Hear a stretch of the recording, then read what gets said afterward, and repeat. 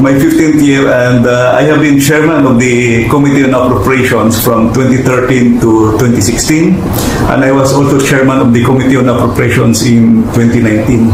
This is the first time that I saw a bicameral conference committee report na may mga blanco. You cannot speculate by placing a blank there for the amount of the appropriations or whatever it is.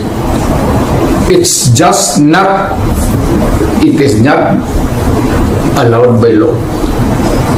You cannot pass an incomplete appropriation or bill for that matter, whatever. Na itong 2025 unconstitutional budget is not only unconstitutional but hijacked. Hinijack talaga dahil totally different from the NEP that was submitted by the Office of the President. Ang masaklap pa, hinijack nyo na, blanco pa yung committee report sa napakaraming items.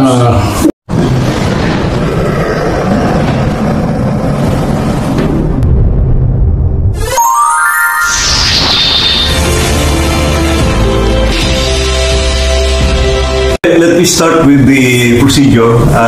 When the President submits the budget to Congress, so it's usually submitted through by the DBM to the House of Representatives because the budget emanates from the House of Representatives.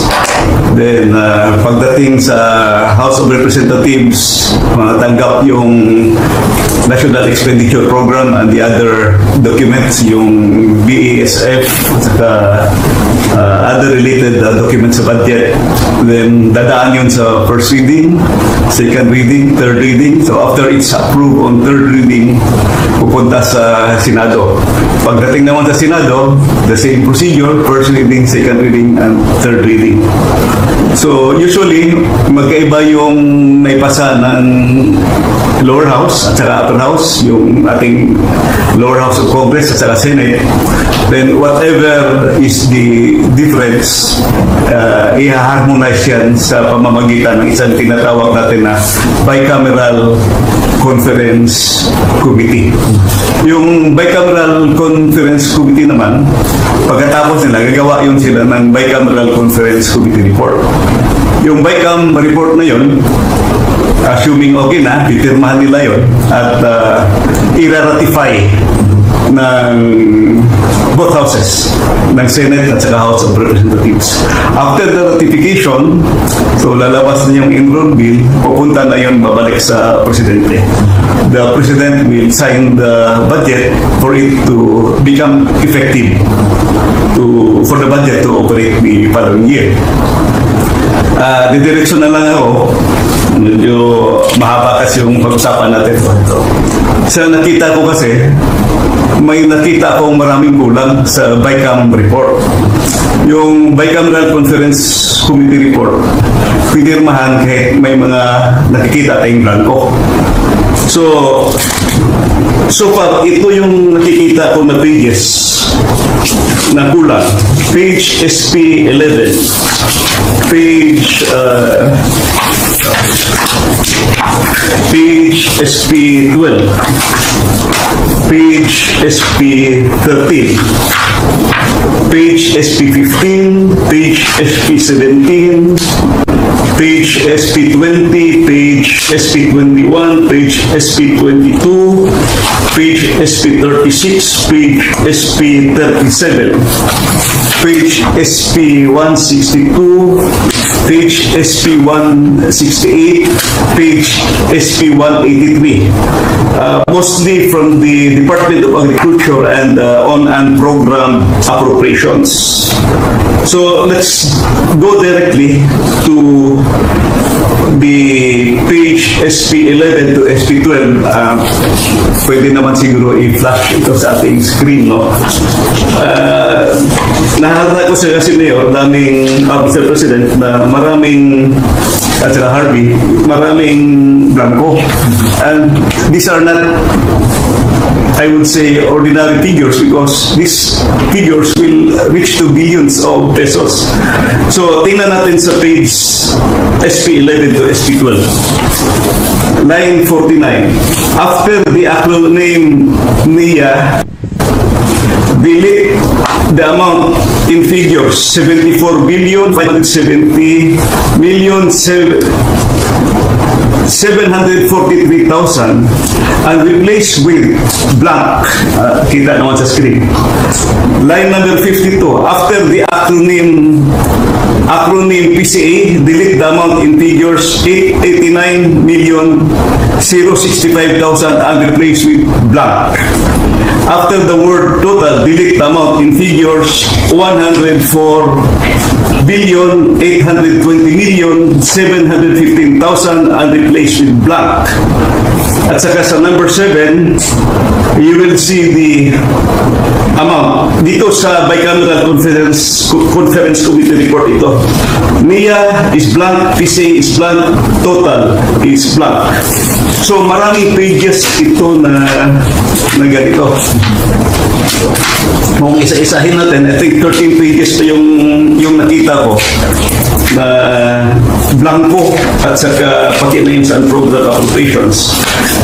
At saka may nakita rin akong observation.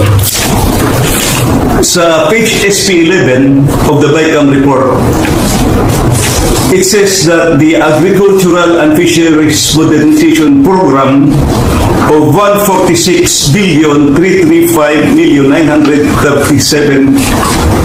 Klaro yun sa BICAM report.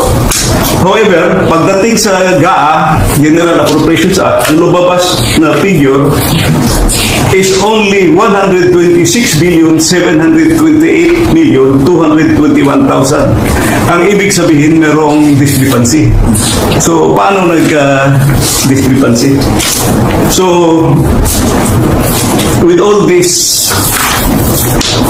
these findings, makikita natin na defective yung BICAM report. Bakit pinirmahan ng members? So, the House and the Senate ratified defective BICAM report. In other words, apektado yung ating GAA because BICAM report was effective. What was ratified by both houses are defective. Ang dami ko lang na blanco that can be shown in the BICAM report at firmado. So, yun ang aking nakikita na findings. Thank you, Congressman Sid. Just before we get the input, the insights of President Duterte, just to refresh the timeline, this bicameral report was signed and ratified last December 11. Yes, December 11, ang final meeting nila ng Bicameral Conference Committee report at pinirmahan ng members. And on the same day, December 11, the 222 pages Bicameral Conference Committee report was ratified by the Senate and the House. So both houses ratified it, and the enrolled bill was signed by the President December 30, 2024. Correct me if I'm wrong, especially for those Filipinos na to put this na maintindihan nila, simply sir, kumbaga there's this document, this BICAM report na pinirmahan na may mga blanco pa na items. Yes, makikita ito, nandito sa ito yung copy ng total copy ng Bicameral Conference Committee report. Nandito yung 222 pages. May mga vacant pages. I really don't know kung paano lumabas na may figure na pagdating sa GAA. Okay. Thank you, bro. Mr. President, sir, what's your comment on this particular issue? Well, it falls short sa exacting standard ng ating batas na lalo na money appropriations must appear the true and correct value kung anong gusto mo, what would be the application for the money for, public money. Pagka ganon, there's something terribly wrong. And as a matter of fact, I would say, kung may mga blanco yan lumusot, that is not a valid legislation. Kung nasa batas na yan, lumabas na yan ng blanco-blanco, either it could be filled up before or after sa Congress, pagka ganun, what must be submitted is the true and correct figure coming out as prepared by the budget submitted to Congress for appropriation. Pagkaputol-putol yan o may kulang, that is not a valid budget for implementation slow. It's not only inaccurate, but I think the budget is in totality invalid. Hindi na pwede mag-blanco-blanco dyan sa pera ng tao. Ano ka man? It's people's money. Maglagay ka ng mga mga provisions, but without the true and correct items or money that could be appropriated by Congress, by the people owning the money. So everything must be explained clear, patent, without doubt na itong pera na ito para ito sa ganito. Itong para na ito para sa eskwelahan, ito para sa agriculture. But you do not leave any item there vacant. Itong pera na ito blanco to be filled up later on. That is not allowed by law. And that budget is already I would like to remind Congress, mali ho yan. It's invalid. Please correct it. Or recall the budget and demand an explanation kung bakit dumating sa inyo yan na ganun kablangko.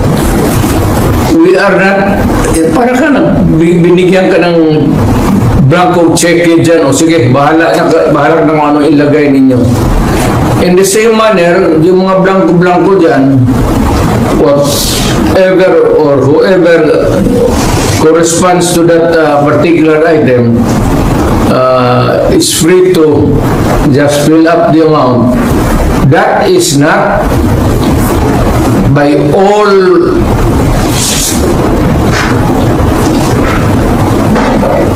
commandments of the law. That cannot be valid, invalid, unenforceable. And kung na-implement na, it must be corrected and the money returned before it is spent or corrected. And kung sino man ang ano niyan, they have to give us the explanation. Otherwise, sabihin ko sa mga Pilipino, huwag na kayo magbayad ng buwis ninyo. Ganun lang naman, pinagsasaya nito kumang na to. Puro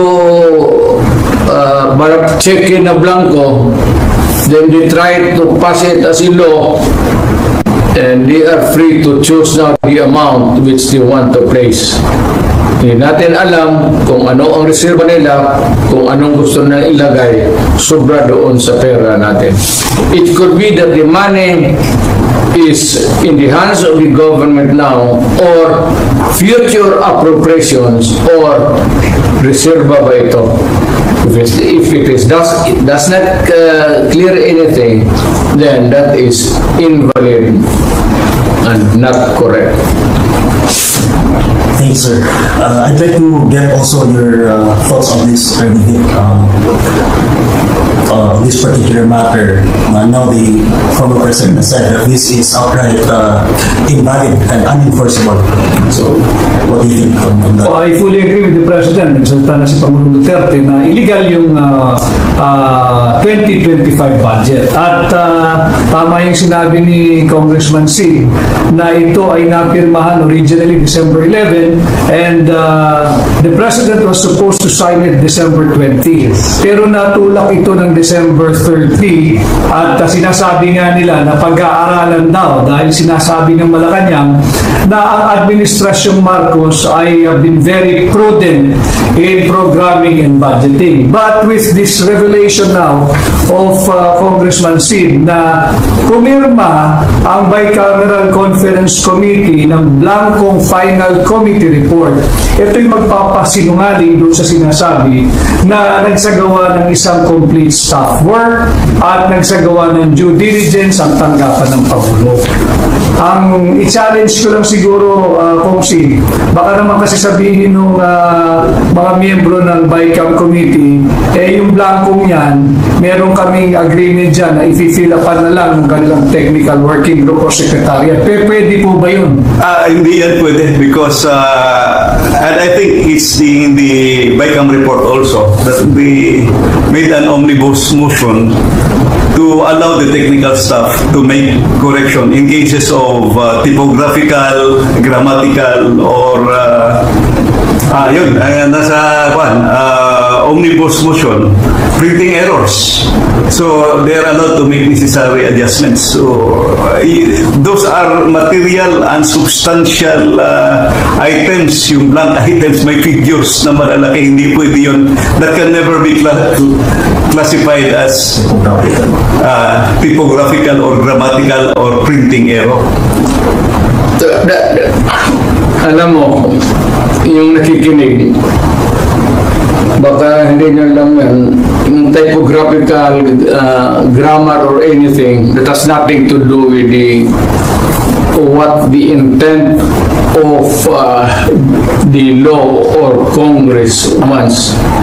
No, you put anything there that is not the reflection of what Congress has passed or what is really the correct amount doon sa mga budget, i-jumble-jumble ninyo, that is falsification of law. Perjury yan or whatever, perjury, forgery, and it can only amount to one thing. Alam mo ano? Criminal action. You can all go to jail for that. At kung ano, ako ang binigyan ng trabaho to follow up these things and ganito ang lumabas, my God, you'll all go to jail. Mabigat yan. Public document na yan. So if it's different from what was really intended by Congress or was not really through an accurate copy as passed by Congress, that is falsified or forgery. In which case, mamili ka lang, forgery, falsification, or jail. Alin dyan sa tatlo, papasok sa iyo. Mr. President, ka bilang dati kong prosecutor, magaling na abogado, dati can they argue that what they did, nung blinaan ko, can they put up as a defense na there is a proper delegation ng kanilang duty sa kanilang secretariat o kaya kung sa kanilang technical working group na binigay nila na kayo na lang ang maglagay ng figure at inaprubahan na namin in principle yung mga items dyan. These are the things that cannot be delegated, especially the amounts. Hindi mo pwedeng biro-biro yan. It must be exact. Nandiyan po lang sa Congress paglabas niyan, if the amount is 1 million, it's 1 million. Hindi mo pwedeng sabihin na kayo na mag-correct dyan 1,200,000 or make the corresponding inaccuracies or sabihin mo yung anong pinag-usapan na dito after the law was passed. You cannot correct it by yourselves. It has go to the main body or to the person who was the authority to define and characterize the law. Kung ibigay mo yan dyan sa inyo, at most inyo is typographical error or maybe mistakes in spelling. But you cannot change the germane topic of the... That's not allowed by law. That's a very dangerous thing. Tinkering with itong batas natin. Because it could change, it could be serious, and it could put the trouble in the system dito sa ating separate of powers ng Supreme Court, Judiciary, and the President. Bawal o yan. Talagang hindi pwede. Maski na and or, bantayan ninyo yan. And or, iba yan. Hindi yan pwede na you just look up to the sky and say, you just try to discern if it was really the intent of siguraduhin mo doon sa records. Pagkinig ka kung anong pinagsasabi ng mga lawmakers doon, or what is the intent, or what is really this spoken words. Mahirap yung kayo dito sa baba. You are not... hindi naman ako minamaliit ko kayo. Dito kayo sa baba, aside from the lawmakers, do not pretend to know. And do not pretend to guess what is right and what is wrong, and what is true and what is false. Talagang accurate yan. Refer to the records, and if you cannot get it from the, kung hindi masyado klaro, then you listen to the recorded history doon sa Congress. Marami namang stenographic notes dyan eh. Hindi naman isang tao dyan. May stenographic notes ang Senate, the individual senator, and yung report ng Congress itself. You cannot, do not say that you cannot go wrong. Hindi ka pwede sa'yo magkamali ka. There's so many records to refer to or get into what is really the accurate and true whatever it is that is to be placed there in the document, whether it is a law, resolution, or an official document. Thank you, sir. Attorney Delgado, is there anything you wish to add in the discussion? Yes, actually earlier, when Congressman Ungab showed me these documents, I was honestly in total shock. Tama yung sinabi ni Presidente that all the figures in the enrolled bill for the General Appropriations Act for the President to sign should be accurate. But in my experience, in fact, if I may add, Mr. President, meticulously accurate, because I was once ahead of a line agency, yung LTFRB. Mabusisi ang pag-prepare namin sa aming budget proposal. No? As mentioned by Congressman Sid, yung sinasabi niyang National Expenditure Program or the President's Bill as they call it, dumadaan yan sa lahat ng mga ahensya, kagaya ng ahensya that I headed, that we were required for every item that we need to spend for next year, we have to justify it, and we submitted it to the Office of the President. And once the President endorsed it to Congress, yung sinabi naman ni Congressman Ungab na dadaan sa first reading, second reading, ibig sabihin po niyan, pinapadala kami sa Kongreso to justify our budget proposal for the following year. Ibig sabihin, mabusisi yung budget proposal. Kaya talagang I was really in shock when kung mabusisi pala yung proseso, pagdating sa dulo, blanco. Paano nangyari? Hindi talaga pwede yan. Hindi talaga pwede. That's in plain, that's bullshit. Either somebody there is stupid or more stupid than the others. Huwag mong gawain niya because it carries with it a lot of legal consequences. Isa dyan yung mapriso ka. And you cannot escape the rigors of scrutiny kasi dadaan ng maraming papel.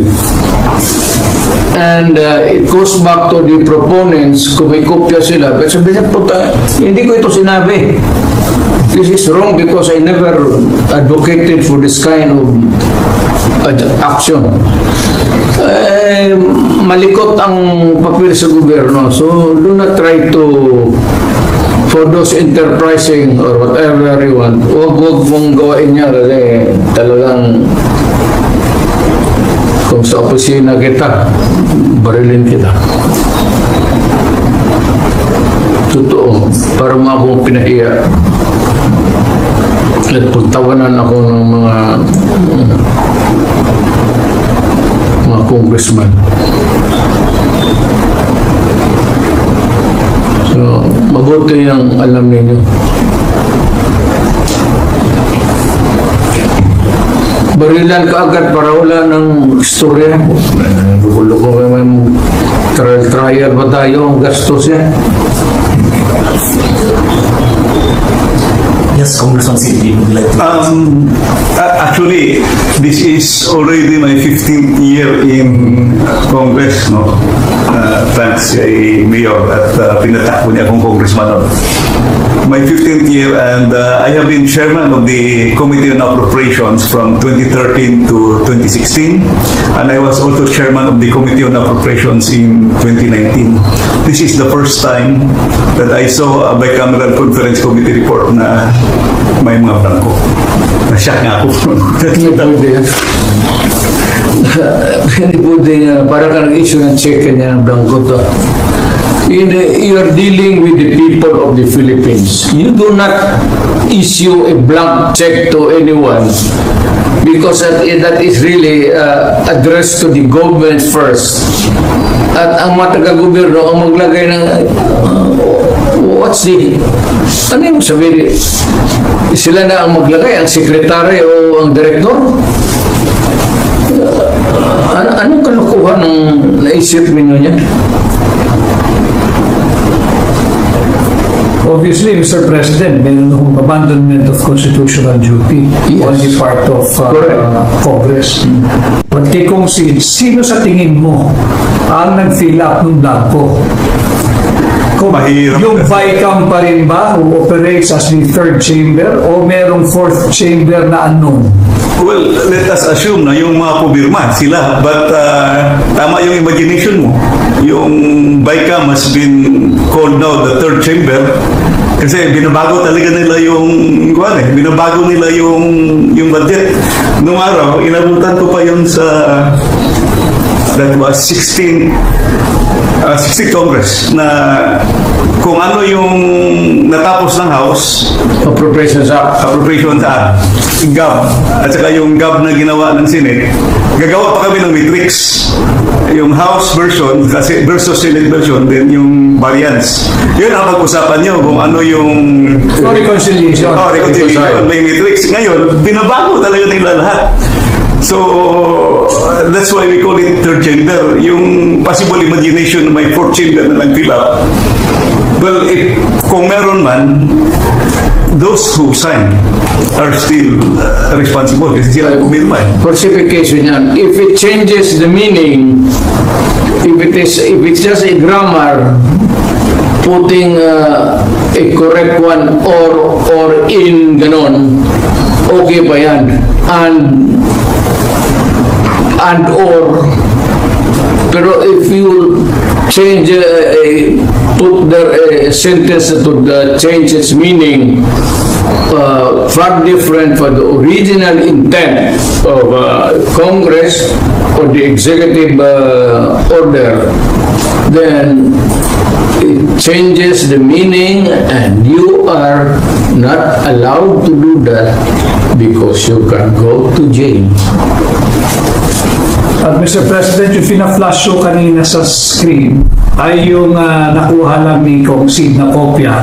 Para marami hong nakikinig sa inyo at sumusubaybay. Baka pwede ipakita rin ninyo sa kanila yung kopya pong ipinakita ninyo na pirmado ng mga miyembro ng Bicameral Conference Committee na blanco yung amount na inaprubahan at naging enrolled bill. Ito po.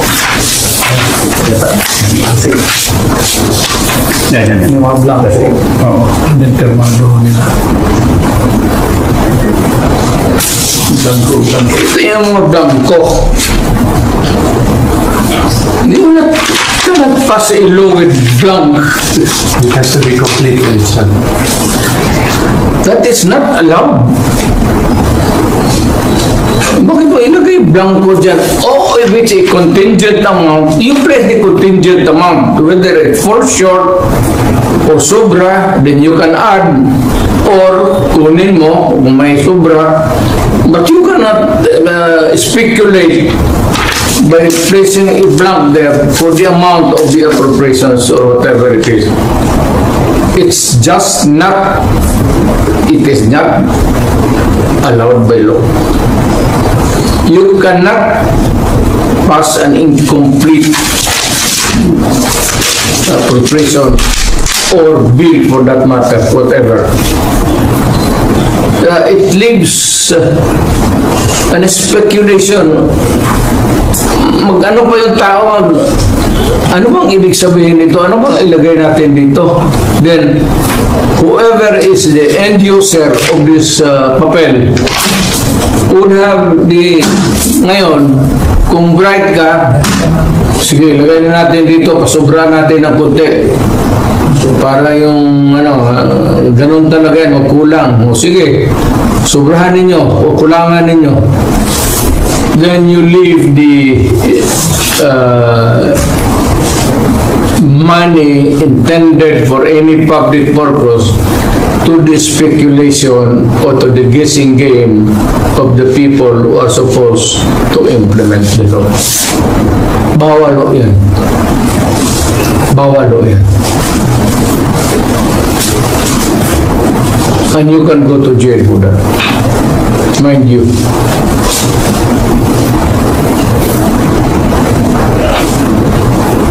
Thank you, sir. Congressman Sid, just to give our, especially the ordinary Filipinos, better understanding on this, itong bicameral report was already signed and ratified, has been incomplete, apparently, no? Has been transmitted to the Executive Department. Which, hindi. Yung Bicameral Conference Committee report, after ratification, i-reflect na yun siya sa tinatawag na enrolled bill. Yun na yung final copy na dadalhin sa Malacanang for signature of the President. Usually, pagdating naman sa President, marami namang economic managers, particularly DBM, will assist him review the budget. Correct. So, ang nangyari, sir, no, just for everyone's understanding, that bicameral report na blanco, we could assume... May pages na blanco. May pages na blanco. We could assume that when it reached the office of the President, may items na yun. May amount. Meron na, may amount na. Yung enrolled bill na dumating sa office of the may amount na. Correct. Which later on, he signed. The President signed. After the review. Kasi nag-request siya ng extension, di ba? Nag-move na yung signing kasi i-review doon. Now, Congressman, see, with this development now, no, we found out that the bicameral report was, there were items na blanco, but napirmahan na. What could be the implication on this in this particular matter, especially to the office of the President? Actually, the budget is highly questionable. Kung akong tatanungin, akit na yan dapat sa Supreme Court kasi napirmahan na ng Presidente. Sid, matanong kita, when would be the earliest event that could discover this kind of actually, Mayor President, I was studying, gumagawa ko ng paper. Yung part 1, binigay ko na kay Atty. Vic. Marami na kong binigyan. Yung mga kaibigan ko na mga mga advocates doon, health advocates, pinadagan sa part 1. Well, I was making part 2. In fact, I have a meeting last week dapat kay Attorney, bako lang yan, a few days ago, kay Attorney Vic sa kay Peter Lavinia. Nagkaroon yun, ibas ko. Nakita ko, all of a sudden, na-remember ko yung Bicameral Conference Committee report kasi gaa-gaa lang tayo unconstitutional, yung education budget, talampasan ng DPWH. When I reviewed the federal budget, sabi ko, tingnan ko kayo yung Bicam report. So, tingnan ko yung Bicam report because I want to know kung ano ba yung ginawa nila. Nashock ako nung nakita ko pag open ko sa Bicam report. Naku, may mga blanco. So, isa-isa ko. So, I made my study now. Ito na yung ginawa ko, Mr. President, na mga 3 or 4 days ago, nakita ko. It behooves upon you to call the attention of the public and lahat na, President, lahat ng Senador, pati yung judiciary, that there is something terribly wrong going on. And if need be, you file the necessary corresponding charges anti-graft kung sino ng palusot niya into its final form dumating sa inyo. You did not really na-approve na sa Congress.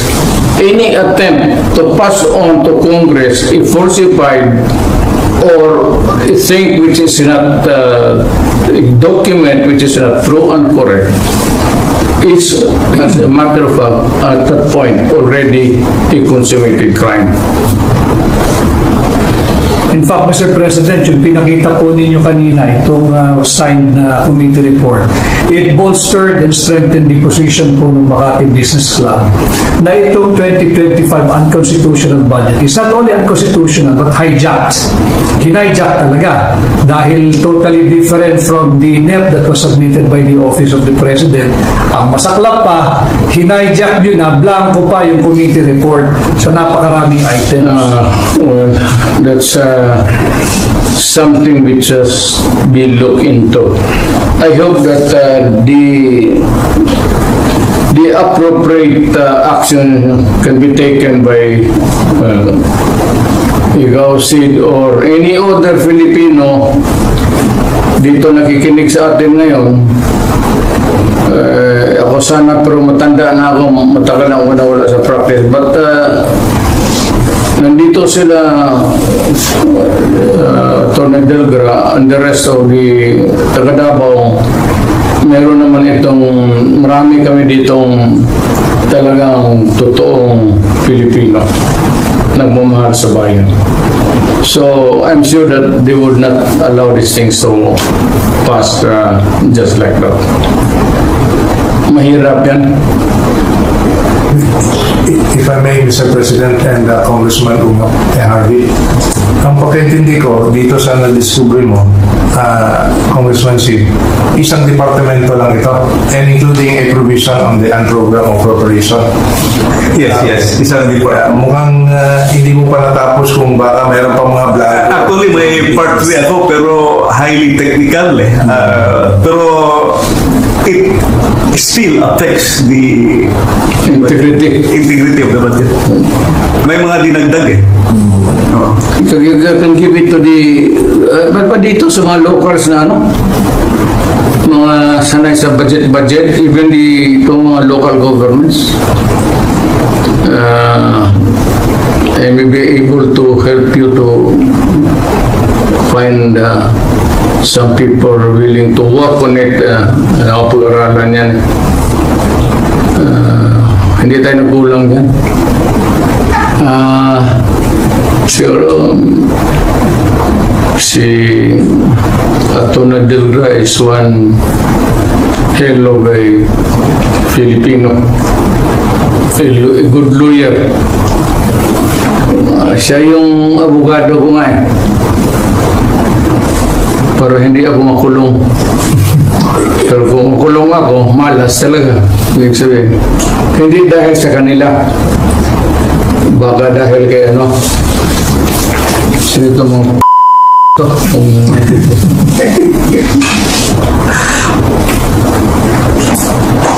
Thank you, Mr. President. Sir, Congressman Sid, are there any things pa na you wish to discuss on this particular ito sa report na ito? I think we have thoroughly discussed it already.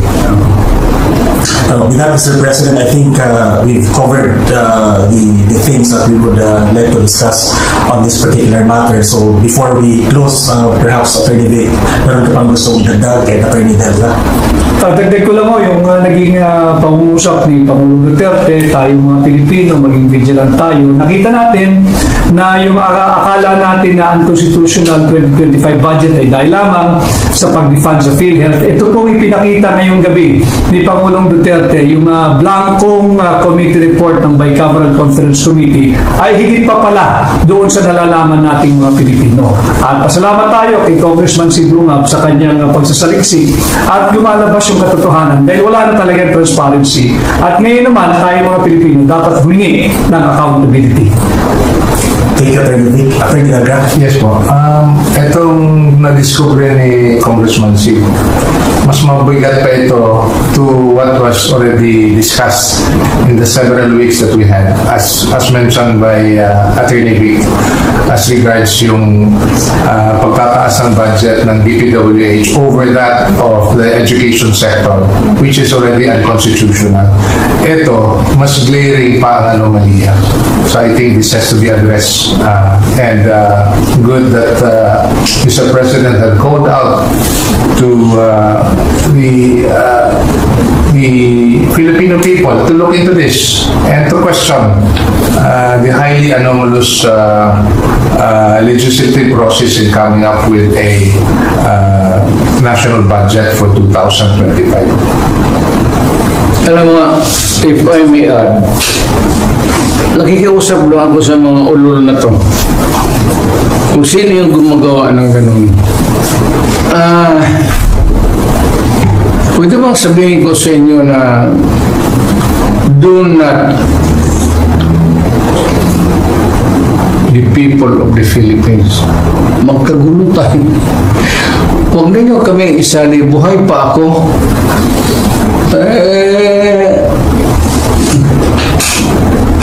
Saka nandyan yung military pati police hindi papayag ng I know them, the ever vigilant na military pati police hindi papayag ng gano'n. You better, kayong nasa bureaucracy, better stand up straight and be counted as a true Filipino. Otherwise, you are asking for your early demise. Alam mo, pag nag-kudita ito, patayan, lip and right yan, baka una kayo. Ano ang ayaw ng sundalo? Naghihirap na nga sila para sa bayan, tapos nanakawan pa ninyo ng pera. Ibigay na lang sa mga sundalo sana yan. Bakit pa ninyo? Not good. Not good. Dagdag na lang yun sa edukasyon sa mga bata. Yung sa mga disasters, dagdagan ninyo. Yung ano talaga, edukasyon, pati yung mga sa welfare department. Yun ang kailangan talaga ng ako, edukasyon. Dagdag na lang ninyo, huwag ninyong sayangan yung pera. Yan lang ang payo ko sa inyo. Sabi, nag-warning ako sa inyo, huwag kayong gumagawa ng ganun. Pagka marami, hindi papayag ang soldado niya. Iyariin kayo, sigurado ako niyan. Kilala ko ang sundalo. Naging presidente ako. Napipigilan lang. Pero pag if it goes haywire, hala kayo. Basta ako nagbigay ng warning sa inyo. Thank you, sir. Congressman Sid, I know this is just the beginning of the discussions on this particular item, but your message, sir, to our fellow Filipinos right now is Sa ating mga kababayan na nakikinig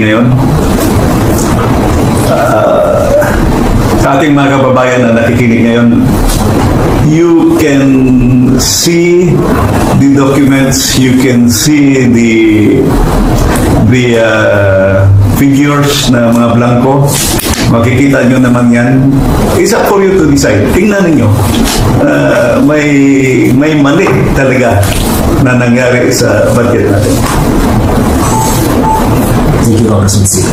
And of course, Mr. President, sir, we would like to get your message also just before we close to our fellow Filipinos. Nandito kami lahat,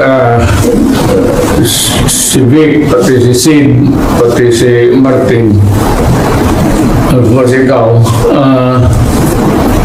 Gusto lang namin malaman ng tao na interesado kami sa ating interest sa bayan. All we want is the truth and the correct way of doing it. Huwag na lang tayong lumabas dyan sa ano ang totoo, ano ang tama. Kalimutan ninyo lahat yun, Marco. Antigrap wala yan. Stick to what is right and what is the truth. Yan lang dalawa. Wala na kayong dapat alalahanin. Yan ang para sa bayan, para sa anak natin. Salamat po.